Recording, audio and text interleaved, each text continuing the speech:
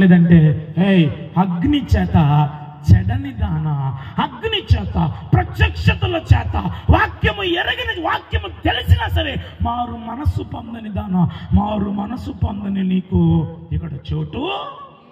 మూడో మాట చెప్తాను. యోబు గ్రంథం 28వ అధ్యాయం 2వ వచనం చదువుకుందాం. యోబు గ్రంథం 28వ అధ్యాయం 2వ వచనం చదువుకుందాం. ఇనుమును మట్టి అనందా మంటి అనందా చదవండి.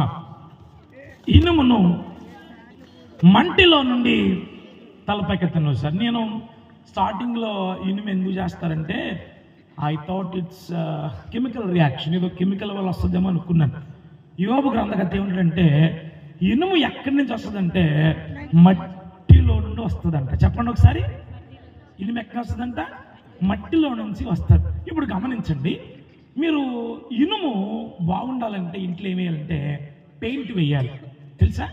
పెయింట్ ఎందుకు వేస్తారంటే ఈ ఇనుము తుప్పట్టకుండా ఉండాలంటే ఇనుము వేయాలి. ఇనుము వేసినప్పుడు ఇది పోకుండా ఉంటుంది. ఇంకో పని కూడా పెయింట్ వేయడం వల్ల మరో ఉపయోగం కూడా నేను చెప్పనా, ఇంట్లో బల్లెలు, ఎలకలు, బొద్దింకలు రావు. దీనివల్ల పెయింట్ స్మెల్ ఉంటే ఇవేమీ కూడా రావు, అందుకు చేస్తారు. కానీ ఇనుము పాడవాలంటే దేనివల్ల సాధ్యమని చెప్పన, మట్టి వల్ల మాత్రమే సాధ్యం. ఎందుకు మట్టి అంత ఈజీగా మెల్ట్ చేయగలదో చెప్పనా, నేను చెప్తాను వినండి. ఎందుకు అంత ఈజీగా మెల్ట్ చేయగలదంటే అది వచ్చింది మట్టిలో నుండి వచ్చింది కనుక ఇనుము త్వరగా పాడైపోద్ది. మట్టి బైబిల్లో దేని గుర్తు చెప్పనా, మరల వాక్యం చెప్తుంది, నేల మన్ను చేత దేవుడు నరులను చేసెను. మనిషి మన్నైపోతాడు, ఇనుము కూడా మన్నైపోతుంది. ఇనుము మరియు మనిషి ఇద్దరు ఎక్కడి నుంచి వచ్చారు? మట్టిలో నుండి వచ్చారు. మట్టి శరీరమునకు గుర్తు. దేవునికి స్తోత్రం చెప్పండి. మట్టి దేని గుర్తు? శరీరానికి గుర్తు. ఇప్పుడు చెప్పనా, హలో, నా బలిపీఠం మీద పిచ్చుకలకు నివాసం ఉండనని ఆఫ్టర్ ఆల్ పిచ్చుకలకు ఇచ్చావు ప్రభా, ఇనుము నేను శ్రేష్టమైన దానికానంటే కాదు. ఎందుకయ్యా? ఎందుకు చెప్పనా, నీలో శరీర సంబంధమైనవి ఉన్నాయి. కొందరు శరీర సంబంధమైన ఆలోచన, శరీర సంబంధమైన గుణం, శరీర సంబంధమైన బుద్ధి కలిగి పరలోక సంబంధమైన విషయాల్లో పాలు పంపులు పొందితే అమ్మా అది నీకేమాత్రం ఆశీర్వాదకరం కాదు. నీలో నాలో శరీరం ఉండడానికి వీలు లేదు. చాలామంది అమ్మా నీ వెనకాల నిద్రపోతున్నా లేపు అనుకు పెద్ద మీటింగ్లో లేపేశాను. ఆవిడ మామయ్య పాస్టర్ గారు లేకమన్నారు అంది, లెగిసిపోయింది. వాక్యం బాణాలకి ఇచ్చింది. లాస్ట్లో ప్రార్థన చేయించుకోవడానికి వస్తున్నారు. అంది కదా, బాబా నేనే ఇంత నిద్ర లేపేసా కదా నేనే అంది. అమ్మ నువ్వేనా పాప? పంగనామాలు కాదు ఏంటిది, ప్రైజ్ లోడమ్మా, వందనాలు తల్లి. అదే పాప నిద్రపోతున్నావు ఏంటంటే నువ్వు చాలా తప్పు చేసేది పాప అంది. నేను తప్పు చేశాను, నేను లేపి తప్పు కాదు, చాలా ప్రమాదం అది అంటే అది కాదు బాబా, నువ్వు వాక్యం అనలేవా?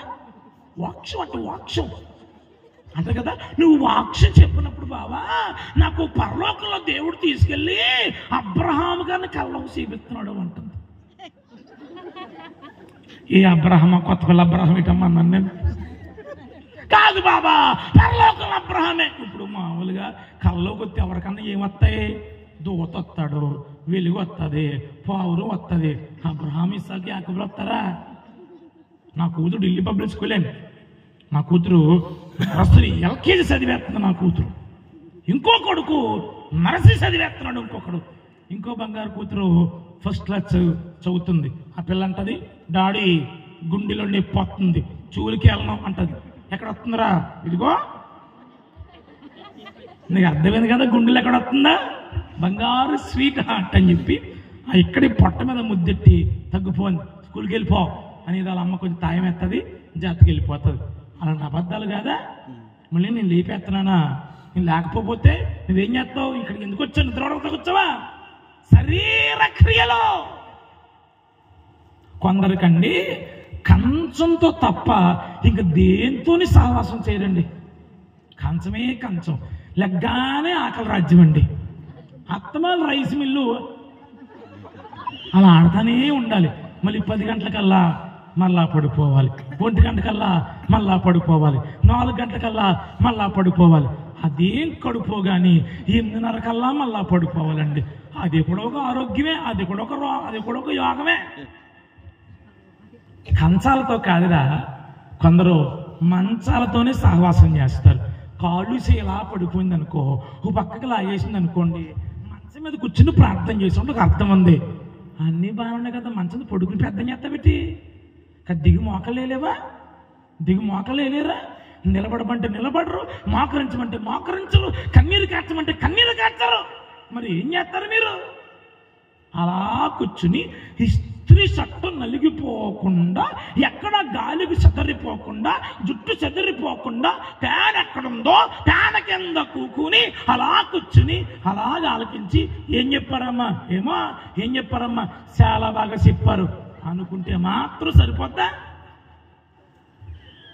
మళ్ళీ తలపోడు, మళ్ళీ గట్టిగా చెప్పకూడదు, మళ్ళీ ఎక్కువసేపు చెప్పకూడదు, మళ్ళీ గద్దించకూడదు. మళ్ళీ విశ్వాసులు తుమ్మినా పోతున్నారు, దగ్గినా పోతున్నారు.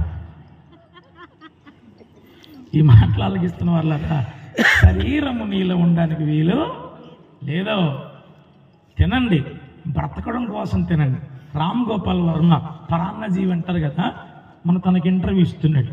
నేను అంత ఇంట్రెస్ట్గా చూడను, బట్ కార్ డ్రైవ్ చేస్తున్నప్పుడు, మా పిల్లలు డ్రైవ్ చేస్తున్నప్పుడు చూస్తూ ఉంటాను. ఎప్పుడు అన్నం తినాలి అని తమ్ములని పెట్టి రామ్ గోపాల్ వర్మ చిన్న మాట చెప్తున్నాడు. నన్ను ఆ మాట చాలా బాగా ఆకర్షించింది. అదేంటి చెప్పనా, అతను ఎందుకు అన్నం తినాలంటే అన్నాడు, ఆకలిస్తుంది కాబట్టి తినాలి, రుచి బాగుంది కాబట్టి తినకూడదని చెప్పాడు ఆయన. చెప్పండి ఒకసారి. ఆకలేస్తుంది కాబట్టి రుచి బాగుందని, కొందరు సాంబారు బాగుందని దా రాని,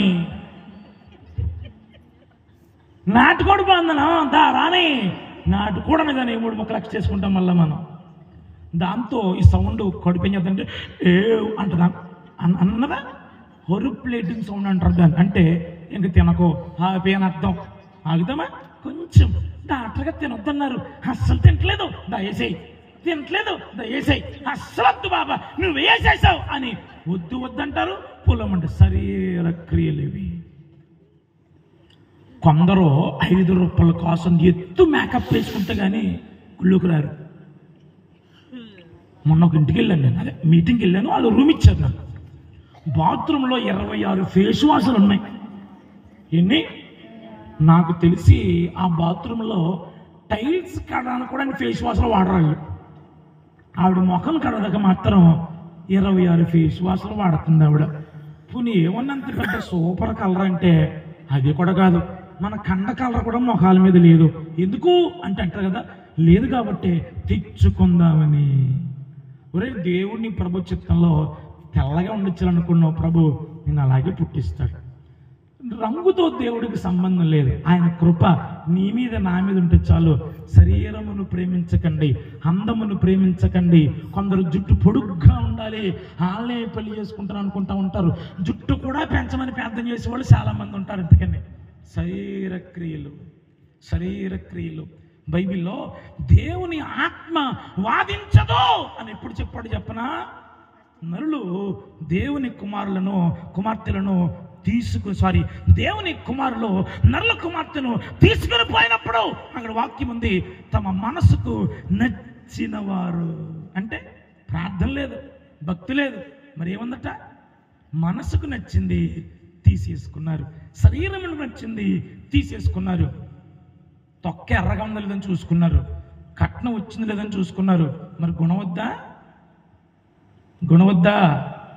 ఆడు తాగుబోతుడైనా పర్లేదు, ఆడు తిరిగిపోతాడైనా పర్లేదు, ఆడు భక్తుడైనా పర్లేదు, అచ్చోసిన ఆంపతైనా పర్లేదు, ఆడుకు ఉద్యోగం ఉంటే చాలు, కొంచెం డబ్బు సంపాదిస్తే చాలు అన్నవాళ్ళు కూడా మనుషుల మధ్య లేరా? మనుషులకి క్యారెక్టర్ కంటే ఏం కావాలి చెప్పనా? డబ్బు కావాలి. సచిన్ టెండూల్కర్ కంటే బాగా ఆడేవాడు మరొక అతను ఉన్నాడు. సచిన్ టెండూల్కర్ గారి కంటే లెఫ్ట్ షాట్ కొట్టగలిగిన వాడు మరో వ్యక్తి ఉన్నాడు. టెండూల్కర్ గారి కంటే హుక్ షాట్లు ఆన్ సైడ్ కొట్టగలిగిన వాడు మరొకరు ఉన్నాడు. టెండూల్కర్ గారి కంటే బాగా ఆడగలిగిన అతను ప్రస్తుతానికి లేడు. ఎందుకు చెప్పనా? అతని పేరు వినోద్ కాంబ్లీ. క్యారెక్టర్ మంచిది కాదు, ఆడవాళ్ళది క్యారెక్టర్ మంచిది కాదు, పురుషులతో తన ప్రవర్తన మంచిది కాదు, తాగుబోతాడు, డ్రగ్స్ ఉన్నాయి, అన్నీ ఉన్నాయి. అందుకు క్యారెక్టర్ కంటే టాలెంట్ గొప్పది కాదని నుంచి అతని ఆటలోంచి బయటికి తీసేశారు. మళ్ళీ చాలామందికి ఏమున్నా లేకపోయినా పర్లేదు, టాలెంట్ ఉంటే చాలు అనుకుంటే, దేవుని సేవకుడిగా మాట్లాడుతున్నాను. ఈరోజు నీకు కావాల్సింది క్యారెక్టర్ కావాలి అమ్మా, క్యారెక్టర్ కావాలి. నీకు భర్త కావాలి కదా, నువ్వు వెతుక్కోవద్దు, ఆన్లైన్లో వెతుక్కోవద్దు, ఫేస్బుక్లో వెతుక్కోవద్దు, గుళ్ళో సంఘాల్లో వెతుక్కోవద్దు, దేవుని దగ్గర వెతుక్కో. నీ చిత్తంలో ఉన్న వ్యక్తిని నాకు ఈ ప్రభు అని ఒకసారి అడుగు. అలా అడిగితే నీ తండ్రిలాగా తను తిన్నా తినకపోయినా నా కూతురికిట్టే అంటాడు. చూసావా, నిద్రతున్నప్పుడు అలిసిపోయి వచ్చిన ఆయన, బట్టలు నలుగుపోయి వచ్చిన ఆయన, చెమటతో వచ్చిన ఆయన స్నానం చేసి నీ నుదుటి మీద ముద్దెట్టి ఇలా పడుకోబెడతాడు. చూసావా, తనకు దుప్పటనా లేకపోయినా నిన్ను కప్పుతున్నాడు. చూసావా, తను ఎక్కడ పని చేసినా క్రిస్మస్కి నలుగురు వెళ్తున్న నా కూతురు మంచి బట్టలు వేసుకోవాలని ప్రత్యేకమైన బట్టలు కొన్నాడు. చూసావా, అలా వచ్చేవాడు నీ తండ్రిలాగా నిన్ను భరించేవాడు వస్తాడు. నీ తల్లిలాగా నువ్వు ఎన్ని అర్ధమంతర పనులు చేసినా, కడుపులో ఆపరేషన్ ముందు అడ్డం తిరిగినప్పుడు ప్లజెంట్, అడ్డం తిరిగినప్పుడు ఫెట్టస్ అంటారు కదా, అడ్డం తిరిగినప్పుడు కడుపు కోసేసినా సరే, కడుపు చీల్చుకున్న ఆ తల్లి దాసి పెడుతుంది. చూసావా, నీకు వచ్చే భార్య, నీకు వచ్చే ఆమె తల్లిలాంటిదై ఉంటుంది. ఇప్పుడు ప్రభు దగ్గర వేడుకున్నప్పుడు, అంతేగాని నీ మట్టుకు నువ్వు తిరిగేసేసి నీ మట్టు నువ్వు ఎందుకు చేసేసుకుని ఆడు తేడాగాడైతే ప్రభువా నన్ను కనికరించు అంటే ఇంకెక్కడ కనికరిస్తాడు? ఇంకెక్కడ పాప? నువ్వు ఎప్పుడు చేయాలి చెప్పనా? నువ్వు ఎప్పుడు చేయాలి చెప్పనా? వివాహానికి ముందే ప్రభు దగ్గరికి రావాలి. స్టెప్ పడిపోయిన తర్వాత కాదు, మాట అనేసిన తర్వాత కాదు, ముందే మోకరించే అనుభవాన్ని మనం నేర్చుకునే వారంగా మనందరం ఉండాలి. శరీరము మనలో ఉండడానికి వీలు లేదు. 4వ మాట చెప్పి నా వాక్యం ముగింపులో తీసుకొస్తాను. చాలు మహాప్రభు ముగించండి అన్నవారందరూ హల్లెలూయా.